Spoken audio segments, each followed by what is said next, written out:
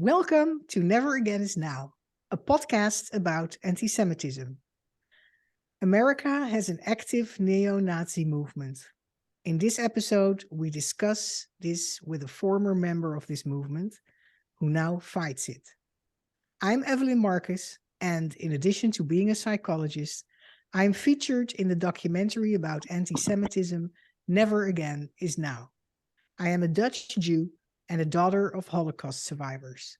In 2006, I emigrated to the United States because of the rising anti-Semitism in Europe. I am Phyllis Zimbler-Miller. I'm the founder of the free nonfiction Holocaust theater project, thinedgeofthewedge.com, with firsthand testimonies of survivors and saviors. I grew up in Elgin, Illinois, a Midwestern town in which the small Jewish community was not Holocaust survivors, but our parents and grandparents had fled the Tsar and other programs of the 20th century. And yet, in September 1970, my U.S. Army officer husband and I were stationed in Munich, Germany, and this changed our lives as Jews forever.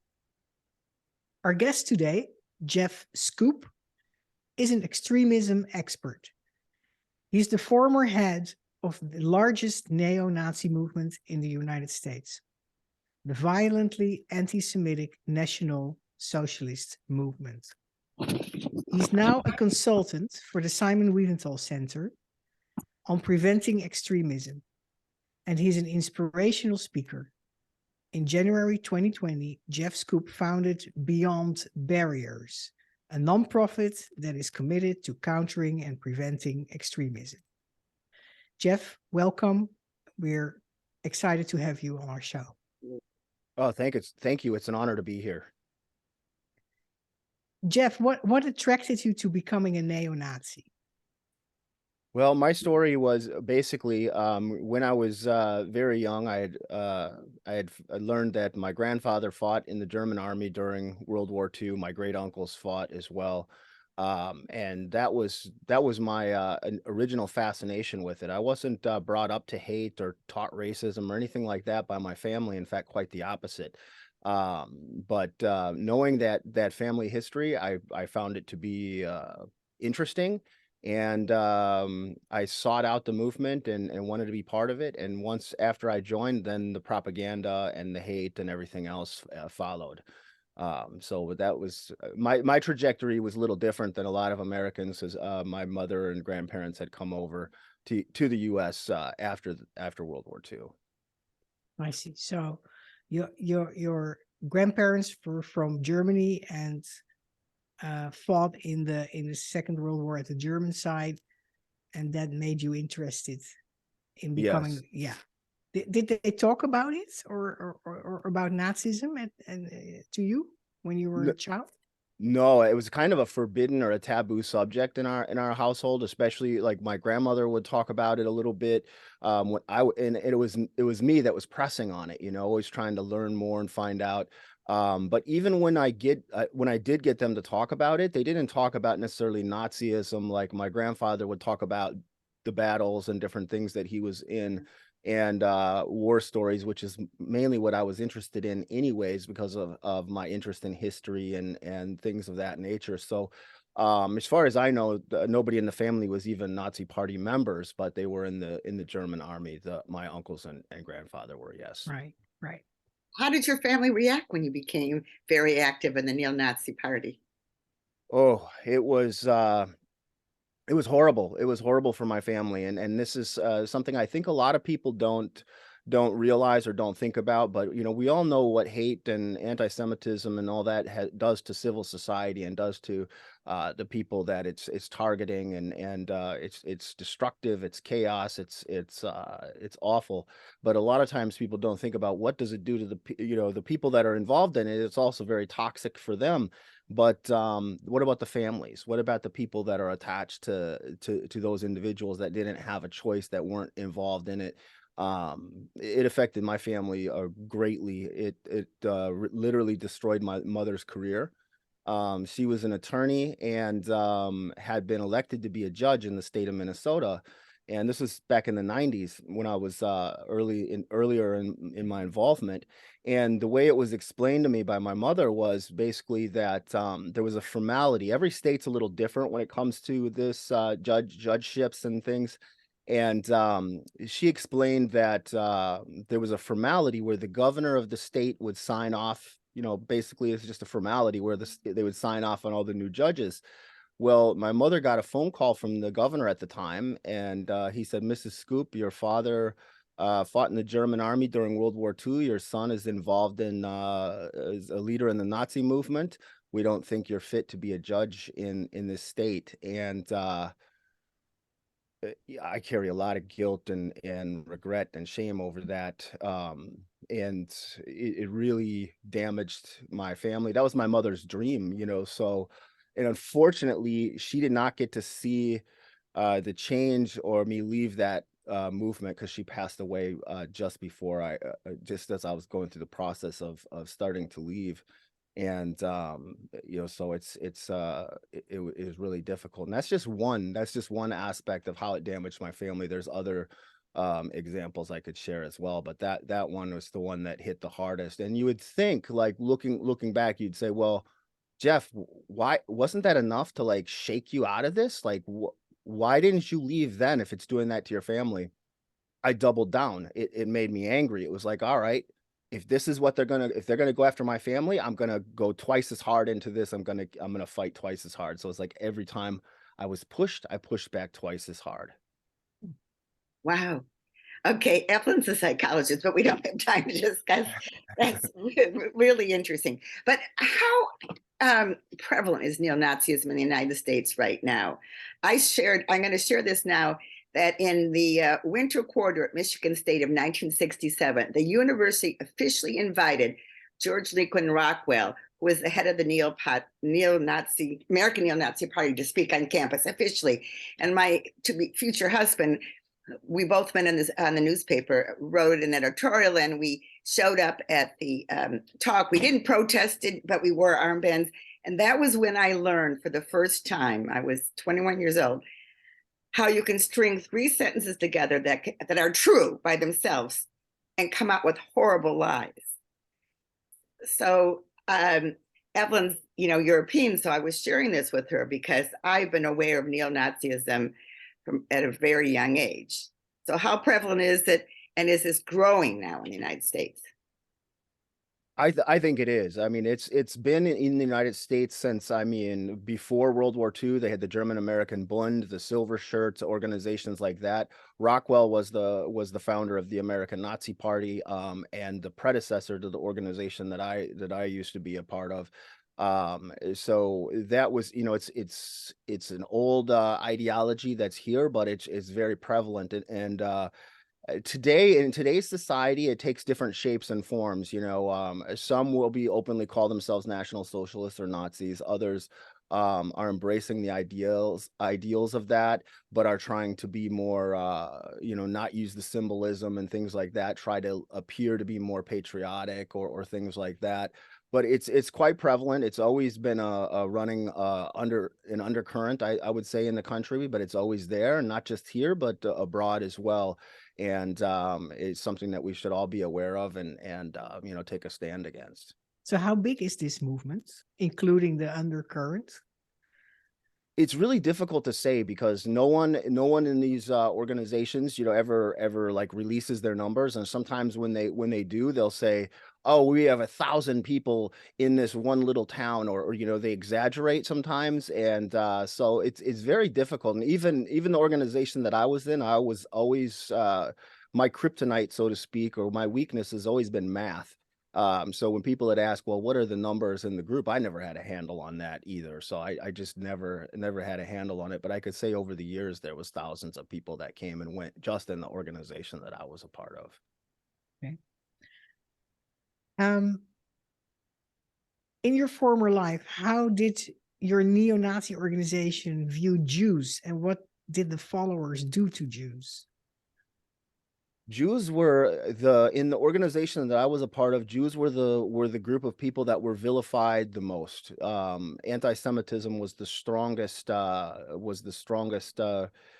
hatred, I would say, that was involved in that organization. And in typically any group that would classify itself as National Socialist or Nazi, that's the undercurrent. And it's almost to try to explain how bad that is. Like literally everything, every problem, every societal issue, anything like that, it was always brought back and blamed on the Jews. So and this is a slight over exaggeration, but I could knock over a cup of coffee and you'd say, oh well, that was the Jews, like and that's a slight exaggeration, but that's literally almost how bad it was. That if there was crime in a community that was done by another race or something, you'd say, well, the Jews were behind it. It was always, it was the ultimate scapegoat in that sense. And it's really it's nonsensical, but that's the belief. That's how it works.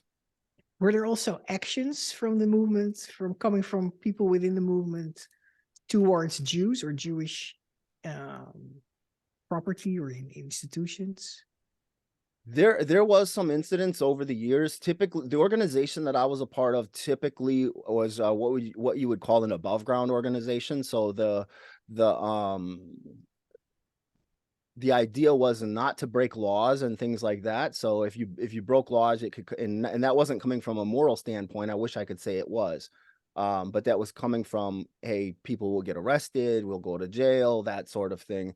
So don't break the laws. And that's not to say there wasn't individuals over the years that lashed out on their own outside of the organization and did terrible things. I remember cases of over the years where someone would graffiti a synagogue or something, or do different things, terrible things like that. And there's if you look across the whole spectrum of the extreme far right or the neo-Nazi movement, you've had mass shooters, you've had all kinds of horrible things that have happened over the years. So although I could say the organization I was a part of discouraged any kind of illegal activities or things like that, there was still things like that happened. And from a psychological standpoint, and I found this interesting as well, is one of the things that I had noticed is when I was a part of this organization, like every time there was a mass shooting or something terrible happened, I would, try to go quick and look over the membership list and go, oh God, I hope it's not one of the people somebody that's part of the group or somebody that I knew or something like that. And never in all those times did I think something was wrong with the ideology. I always thought, and a lot of the people that were involved in it too, we'd always dismiss that sort of thing and say, gosh, I can't believe that guy went crazy and did those things. Like we thought those people were nuts, and that's why they went and did those things. But the reality of it, and if that would have happened, like say once, maybe twice, you could that might make sense.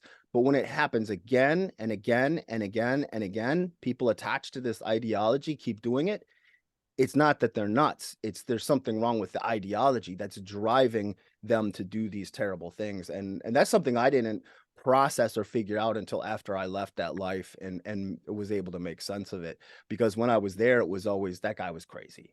That's how we looked at that sort of thing. Yeah. Which is too easy an explanation, right? Right. It's the ideology that many people believe in, and then one of them will take action upon it and lash out. So is what we have all heard about, of course, was the shooting in the Pittsburgh Tree of Life synagogue. I think it was 2017. Was the shooting in the synagogue near San Diego? Poway. Is Poway? Yes. Were those perpetrators, you think, did they belong to this neo-Nazi movement or the groups that are kind of allied with it? They were those individuals specifically were not involved, not per se in the organization that I was involved in, but they were involved in some sort of extreme far right or neo-Nazi ideology. The one in Poway, I don't remember exactly the guy who was behind that, and I don't name them. And there's a reason I don't do that, because they want to be considered martyrs and things like that. Right, that's fine. We don't. Yeah. So, but we can name that what the incidents I Right. think is important. And in Pittsburgh, though, the guy there I think was affiliated with some of the alt-right and organizations, but both did come out of that extreme ideology. Yes. And we also hear that swastikas are, people find flyers with swastikas at their dorms on campus or in their front yard in Beverly Hills. Is that also coming from that movement, the neo-Nazi movement, or a movement that is close to it?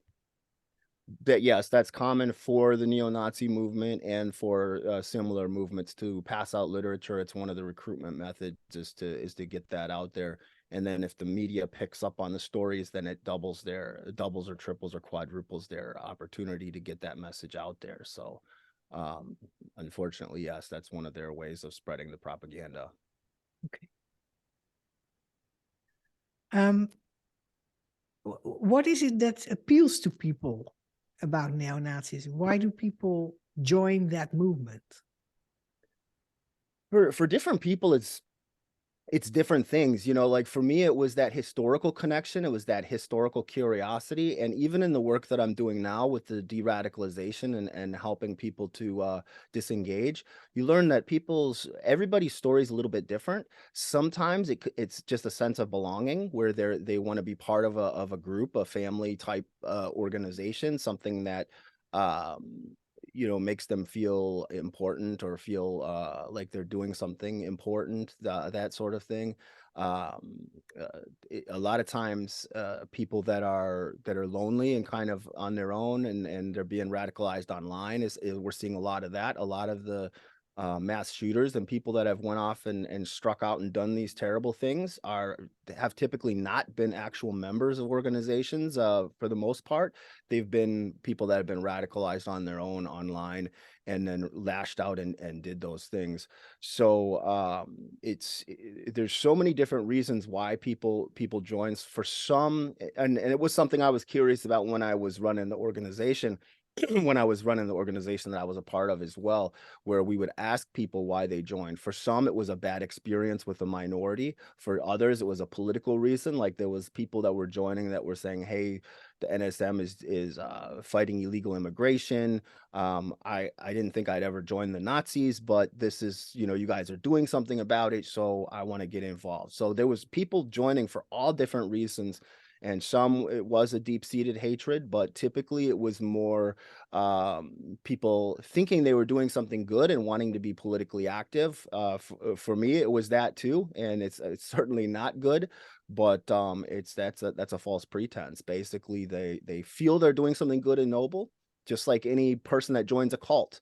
They think they've got this great grand epiphany and this knowledge where they've joined this movement or this cult, and they don't see it that way. I didn't see it that way. I compare the movement now to a cult. But when I was involved, different ladies that I was dating, one after another, that were not part of the movement, they would say, Jeff, this is a cult. This is like a cult that you're involved in. And I kept thinking, what is wrong? Why do I keep choosing these bad girls? Why do they keep saying these things to me? I'm making such poor choices in women. It wasn't them. It was me. I was the one that couldn't see the forest through the trees. They were right from the start, and I was missing it.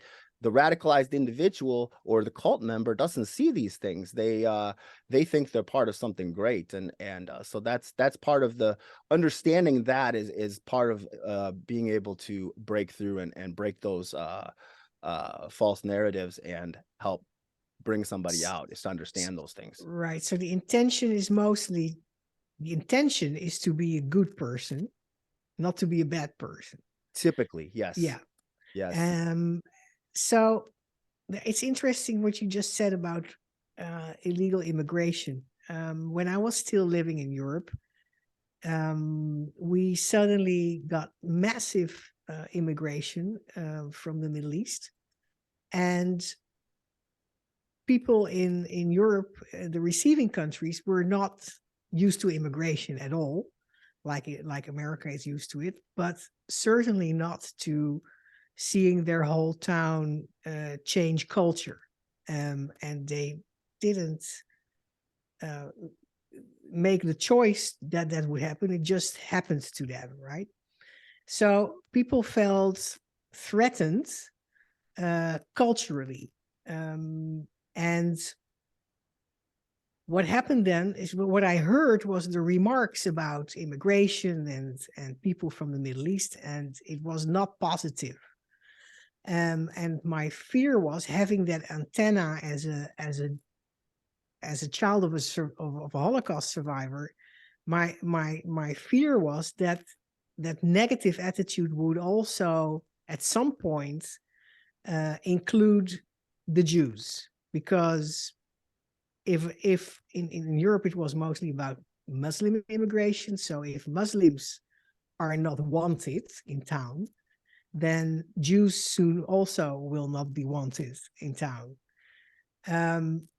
So, and we do see a rise of anti-Semitism in Europe, not only coming from Muslim immigrants, but also in general, because there is an anti-other animus that is triggered by massive immigration that people did not really vote for. So my fear is always, if we have massive unmanaged immigration and towns and neighborhoods start to change culturally, that could also increase in the margin of anti-immigrant animus. In the margin, you'll get people who go that far that they join a white supremacist or neo-Nazi movement. Is that correct? Absolutely. And these organizations, and I can say from like a propaganda standpoint, they take advantage of any situation like that that might appeal to things like that. So as I mentioned, there was people that were joining that said, I never thought I would join the Nazi party.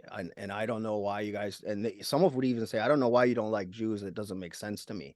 And, you know, but you guys are standing up against illegal immigration. So, you know, we found that interesting, and then of course we exploited that, because it was like, well, now we're picking up a new demographic that we weren't picking up before. Or we'd go into communities where there was a racial crime or something where blacks had killed some white people and exploit that, or anything else that might appeal to people, or that would whip up emotions or things like that. So these type of, and that's not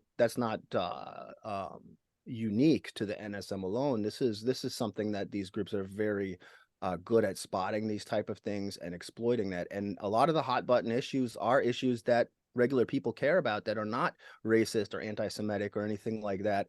And they're going in there and they're pulling people out of those, you know, to the mainstream and going more extreme. We're seeing that in the U.S. right now with the political polarization, where both sides, the right and the left, are getting more and more extreme, and the voices of the most extreme are being uplifted, where everybody else that was kind of in the middle, left and right, center, this area, is being marginalized, and these voices way out here are being uplifted. And it's really dangerous, because people are feeling more and more like they have to choose, or they have to pick.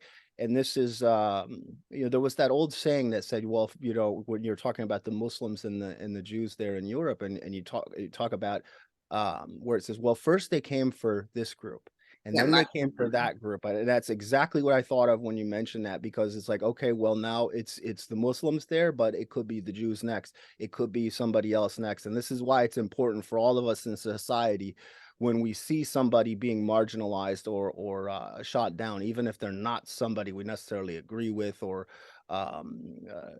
understand their lifestyle choices, or whatever it is to be an upstander and not a bystander, and say something like, that's not okay. so that brings me to the main question. What caused you to leave this ideology? Love over hate, compassion, and literally seeing the humanity in the people that I once vilified. It was meeting with the major seeds that were planted were done by Daryl Davis, an African American, and Dia Khan, a Muslim filmmaker, and meeting with them And what they did is they didn't, and living here in Detroit too, because white people are the minority here. So I had met, met a lot of people, but I talk about Dia and Daryl because they're public figures and they're okay with me sharing their names and stories. But what Daryl had done, and Dia did the same thing, but they had talked to me about how racism affected them as children and how that made them feel. So Daryl is talking about how he was in a Boy Scout parade as an African American, and when he was a child, and he was pelted with rocks by white adults, and how that his parents had to explain to him that that wasn't because they didn't like the Boy Scouts, it was because he was black. And he says, Jeff, for the first time in my life, I thought my parents were lying to me. And he says, how can someone hate me when they don't know me? And that sent him on that journey too. And I'm sitting there hearing this conversation, and he wasn't telling me you're wrong, you're evil, you're stupid or anything like that. He was just sharing with me his personal story about how it affected him. And I thought about my own children, and I thought about, wow, maybe this isn't such a good thing I'm involved in if this is what it does to people. But I tried to, stuff that down. That happened back at like 2015 or 16. And I thought, well, this is a really nice guy, but I tried to put it out of my head like this is something that didn't just happen to Daryl. This has happened to thousands, maybe millions of people across the world. And then when I met with Dia about 6 months after that, she says, Jeff, the ideology that you were a part of made a little girl feel less than, hated, not worthy, all this kind of stuff. And I'd gotten to know her quite well.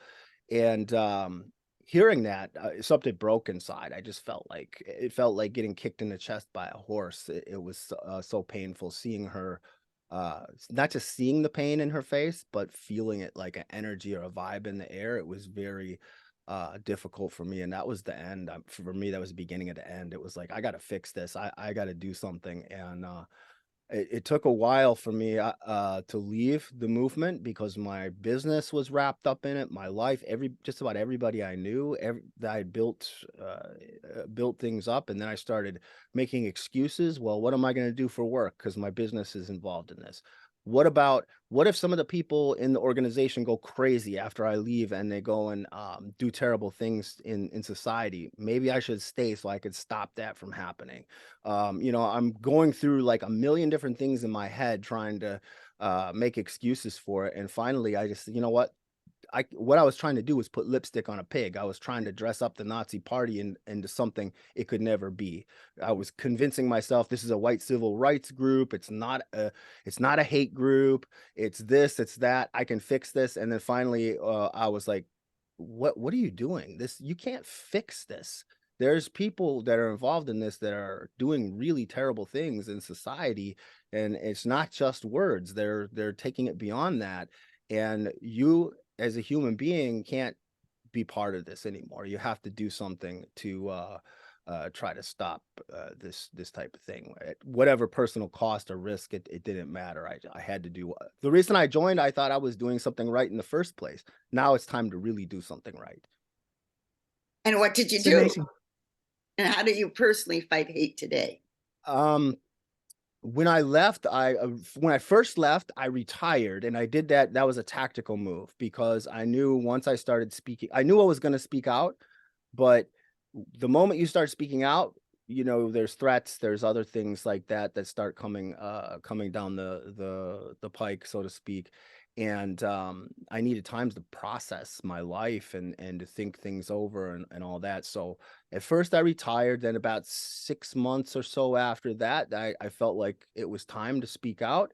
Then I started speaking out, and I put up a website. One of my colleagues put up a website, and I was getting inundated with people wanting to leave, needing help to get out. When I first left, a lot of the organization, I said, like, when I was involved, it was the largest Nazi party in the country. After I left, I don't know what it is now, but a lot of people left. A lot of the top leadership and key figures in the organization left when I did, or soon after. So I'm getting all these requests about getting out. I can't keep up with this. So eventually in 2020, we started Beyond Barriers, which is our nonprofit that helps we work in peace building and also in extremist disengagement and de-radicalization. So we try to help people get out of that life and give them someone to talk to, someone that's been through that. All the things that I didn't have when I was leaving, because my circle of people that knew I was leaving or that helped with it you could count them on one hand. My dad, a couple of girls I knew, and of course Daryl Davis and Dia Khan. That was about it. Jeff, what needs to be done in your view by American society to decrease this ideology? The best thing I think we can do, I think preventing this type of thing, and through education is a big part of it. Bringing people together from all different aspects of life. I grew up in rural Minnesota. I didn't have interactions with Jewish people that I knew of. I didn't have interactions with just about any minorities in the area that I grew up in. We had at school one day out of the year where you had this international festival, which everybody loved because it was all these different foods and things like that. You got to experience other cultures and it was fun and all that, but it wasn't enough. I feel like there should be and I don't know which class it would be in necessarily, but where you would have classes where you could discuss different cultures, different races, their histories and things like that, and cover all the different countries and ethnicities and let people ask questions. Bring a speaker in from the Jewish community, bring a speaker in from the Muslim community, the Hindu community, the Sikh community, so on and so forth, so they could answer those questions and let the kids ask any questions they have. I mean, that was one of the things that really helped, for me in the process of leaving, was working with the Wiesenthal Center and being able to ask all these different people of the Jewish faith questions about their faith and about their customs and things like that. And it was, I tell you what, like when you're in school and it's opposite day, your kids probably all, where your shirt's backwards. I felt like my life was opposite day because what I learned about the Jewish people, and specifically, it was almost the opposite of everything that I thought I knew. Could you give an example of that? Ooh, well, I can. Oh man, there's so many, but I'm thinking of several different short stories. I'll try to keep it as concise as possible. But the first time I went to a synagogue, would you like to hear that one? Yes. Okay. So the first time I went to a synagogue was in Skokie, Illinois, and I didn't know what to expect. I was going to be speaking there with another former, and then I had brought two other formers that had been part of the organization I was involved in. One, she was a propagandist. The other was a regional leader, which meant somebody in charge of several states. And none of us had been to a synagogue before. And so I was there with Simon Wiesenthal Center and another former, and we were talking. And I thought, I don't know, like what was going through my mind, but I thought, I don't know how everybody's going to react when I share about my family history and things like that. Are they going to drag me out of the synagogue and throw me out, and or what's going to happen? I just didn't know what to think, and it was very difficult to start talking there about it, and the rabbi had got up there and was saying things like that we were heroic for the speaking out against hate, and then I felt bad. That made me feel bad actually, because it was like these are the people that I vilified the most. And afterwards, Phyllis and Evelyn, I received more hugs at that synagogue than I probably remember anywhere ever in my in all my days. Like all these people coming up, and some of them had been Holocaust survivors or family The of Holocaust Holocaust survivor survivors. community. It was unbelievable. Um, and then so afterwards, the former that had invited me there, he says, Jeff, he says, how do you feel? And I said, good, I think, and he says, well, do you feel worse now? And I said, what do you mean, do I feel worse? And he goes, no, do you feel worse about who you were now that you've had that experience? And I was like, oh, yes. Yes. Yeah, absolutely. Yeah, it was quite an experience. And the rabbi showed us the Torah scrolls, and one of the guys that was with me, he let him handle the scrolls, the sacred scrolls and all that. And so it was a great learning experience. And whenever I'm in Chicago speaking, to this day, I go out there quite a bit for different things. I stay at the home of a Orthodox Jewish lady when I'm there. And I learned all, the two sinks and all these different things. I didn't know anything about all that. So I was there and doing the coffee and cream, and I was standing over the wrong sink. And she says, Jeff, hold on. And I said, I'm in the right sink. I remember this. And I was just about to pour it out. No, that's the other one. So I've learned a lot of things about the Jewish culture, and it's been a really the compassion and love that I've experienced there is next level. And I feel like I'm not being quiet and allowing you ladies to talk, but No, No, no, no, what, no. what you You're said is wonderful. And for those people who are as old as I am, you will remember the whole controversy when the neo-Nazis wanted to march through Skokie many years ago.